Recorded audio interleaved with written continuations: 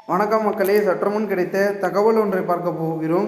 பிரேமலதா உடலில் விஜயகாந்த் ஆவி புகுந்தது திடீர் பரபரப்பு தகவல். இந்த ஒரு தகவலை பற்றி தான் நாம் பார்க்க போகிறோம். தகவலை பார்ப்பதற்கு முன்னதாக நீங்கள் நம்மளுடைய சேனலுக்கு புதிய பார்வையாளர்களாக இருந்தீர்கள் என்றால் மறக்காமல் நம்மளுடைய சேனலை சப்ஸ்கிரைப் செய்து வைத்துக் கொள்ளுங்கள் மக்களே. கூட இருக்க பெல்லைக்கனும் ஆளில் கொடுத்து வைங்க. அப்போ தான் அரசியல் சார்ந்த காணொலிகளாம் நீங்கள் தினசரி உடனுக்குடன் தொடர்ந்து தெரிந்து கொள்ள முடியும். இப்போ வாங்க வீடியோக்குள்ளே போயிடலாம்.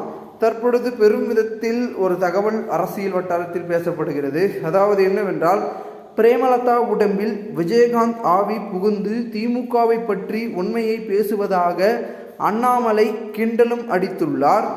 அதாவது ஆவடியில் பிரச்சாரம் செய்த அண்ணாமலை ஆவி புகுந்ததால் தான் திமுக ஆட்சியில் நடக்கும் வன்கொடுமைகளை சேல கூட்டத்தில் மேடையிலேயே பிரேமலதா அவர்கள் குறிப்பிட்டார் என்றார்.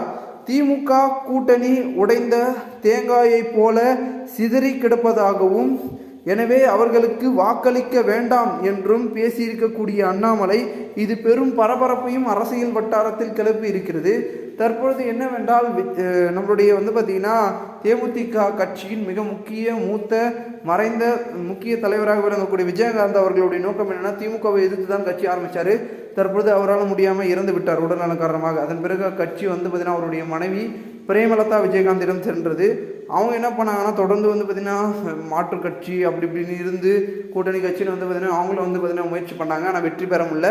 இதனால் என்ன பண்ணாங்கன்னா, அவங்க எப்படியாச்சும் நம்ம பார்த்திங்கன்னா வெற்றி பெற்றாக வேண்டும் என்ற நோக்கத்தில் வெற்றி பெறக்கூடிய கட்சியுடன் கூட்டணி, அதாவது திமுக கூட்டணியில் சேர்ந்துட்டாங்க. ஸோ அவங்க சேர்ந்ததும் பார்த்திங்கன்னா இந்த கூட்டணி கட்சிகளுடைய ஒரு கடைபிடிப்பு நெறிமுறைகளை அதை பார்த்திங்கன்னா கூட்டணிக்கான ஒரு கட்டமைப்பு அதுக்குள்ளே தான் இருக்கணும். அதை மீறி பார்த்திங்கன்னா தேமுதிகவில் பிரேமலதா அவர்கள் சமீபத்தில் பார்த்திங்கன்னா ஒரு பிரச்சாரத்தின் போது கூட்டத்தில் பேசிட்டாங்க. அதாவது இந்த ஒரு திமுக அரசை பார்த்திங்கன்னா தற்போது போதை மற்றும் பார்த்திங்கன்னா பாலியல் வன்கொடுமை குற்றத்தை தாண்டி வேறு எதுவும் இல்லை அப்படின்றது சொன்னதுனால இது பெரும் அதிர்ச்சிக்குள்ளாகி விட்டது. முக்கியமாக ஸ்டாலினும் இது அதிர்ச்சி ஆகிட்டார். இந்த ஒரு தகவல் தீயாக பார்த்திங்கன்னா அரசியல் வட்டாரத்தில் பேசப்படுவதும் பார்க்கப்படுவதும் என்றதுனால திடீரென அண்ணாமலை இந்த அளவிற்கு பார்த்திங்கன்னா விமர்சனத்தையும் கிண்டலையும் கொடுத்துருக்காரு.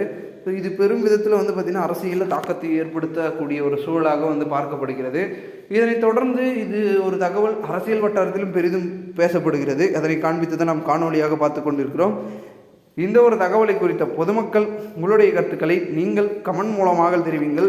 போன்று நீங்கள் அரசியல் சார்ந்த நிகழ்வுகளாம் தினசரி உடனுக்குடன் தொடர்ந்து நீங்கள் தெரிந்து கொள்ள நம்முடைய சேனலை சப்ஸ்கிரைப் செய்து வைத்துக் கொள்ளுங்கள் மக்களே. நாம் அடுத்தடுத்த வீடியோவில் சந்திக்கலாம். அதுவரை உங்களிடமிருந்து விடைபெறுகிறேன். நன்றி, வணக்கம் மக்களே.